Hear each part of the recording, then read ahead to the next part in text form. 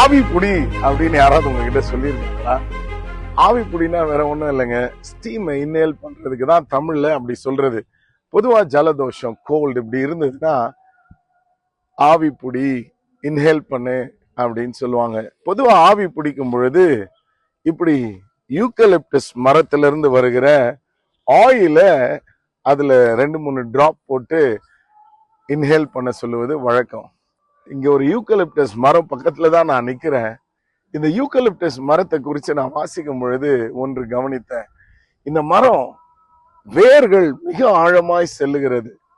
The roots go deep. அதனால இந்த மரமும் உயரமா வளருகிறதா. இந்த மரம் எவ்வளவு வறட்சியான காலத்தையும் தாங்கக்கூடிய ஒரு மரம் அப்படின்னு சொல்லுகிறார்கள். இந்த மரத்திலிருந்து கிடைக்கிற ஆயில் நமக்கு ஹீலிங் ப்ராப்பர்ட்டிஸை கொண்டது. இது இவ்வளவு உயரமாய் வளருவதற்கு, எல்லா வறட்சியும் தாங்குவதற்கு, எல்லா சீசன்ஸ்லயும் பசுமையா இருப்பதற்கு ஒரு முக்கிய காரணம் என்னன்னா, இதனுடைய வேர்கள் ஆழமாய் செல்லுகிறது. The roots go very deep.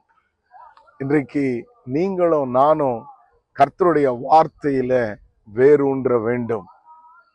கர்த்தருடைய வார்த்தையில நாம் வேரூன்றும் பொழுது நம்முடைய வாழ்க்கையும் எல்லா காலத்திலும் பசுமையா இருக்கும்.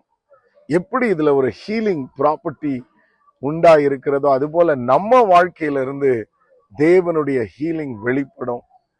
நாம் உயர்ந்து காணப்படுவோம். The key is going deep into the word of God. தேவனுடைய வார்த்தைக்கு முக்கியத்துவம் கொடுங்கள். தேவனுடைய வார்த்தையை உதாசீனப்படுத்தாதீர்கள். உங்கள் வாழ்வு உயரும். தாப்பனே, இதை பார்க்கிற ஒவ்வொருவரையும் அளவில்லாமல் ஆசீர்வதியும். ஆண்டவரே, இந்த மரத்தை போல இவர்கள் ஒவ்வொருவரும் உயர்ந்து வளர நான் ஜெபிக்கிறேன்.